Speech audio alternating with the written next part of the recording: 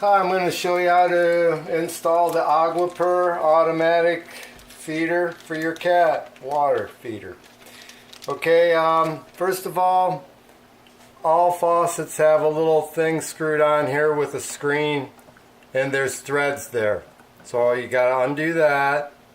I'll set it there. There's threads here. Our threads just happen to be the right threads for the machine. But just in case they're not, these two adapters will fit the universal other two faucets to make them the right threads to fit. So if yours doesn't just screw on like this, okay, then you need to put one of those other two adapters on. So we've got the this is screwed on now, the diverter.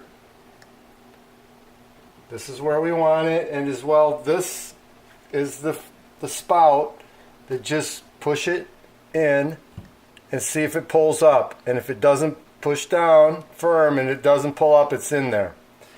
Okay, I've already got the 12-volt converter to AC inverter here. Plug that in and it's ready to go.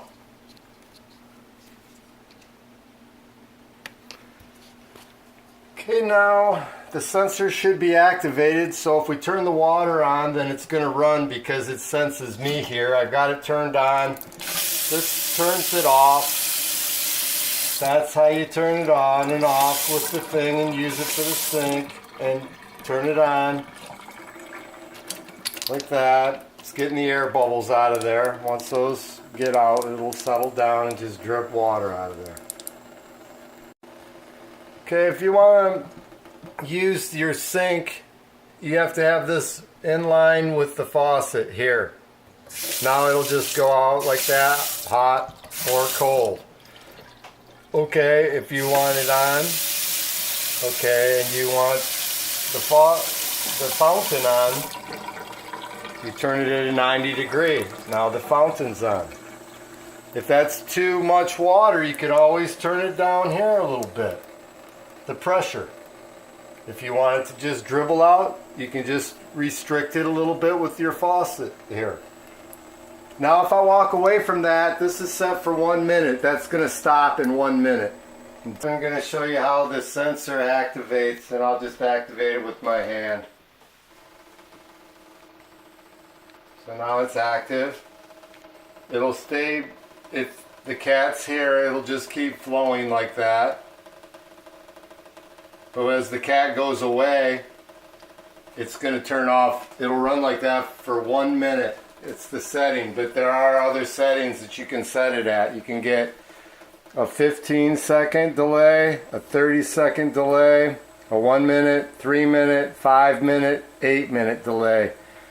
And I'll show you how to adjust that here in 1 second. Okay, I'm going to explain to you and show you how the time delay works, and this is how long the water will run for after the cat walks away and it's not active anymore.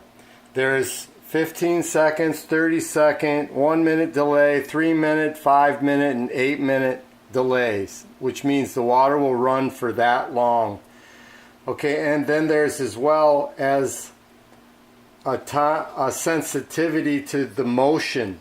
And there's a high and a low, and if it's at low, that means it's only going to be picked up closer to the unit, and if it's on high, it'll be picked up movement from further away, which we don't want. Okay, so now I'll open it up. You just grab the bottom. We got the water turned off. I'm going to unplug the power. We pull this apart, and here's the control with the numbers. You see the number 2's up and the number 5's up, so that's on slow or not so sensitive for movement, which means it's got to be, your cat's got to be closer to the unit, and 5 is for 1 minute long. So you can decide what you want to set it at, and you can just follow the manual here, and it's that easy. And you just put this back up in there and shut it. It's all done. Okay, She's back together. The settings are there. We're powered back up. If you want to adjust where this pours, you've got some range of motion. Hold the bottom piece firm and turn the top. Okay, now if this is where we want it and we might keep it here, then you just kind of take the sticky bits off, all three of these. Make sure it's all dry there, and then press down as hard as you can to get it to stick.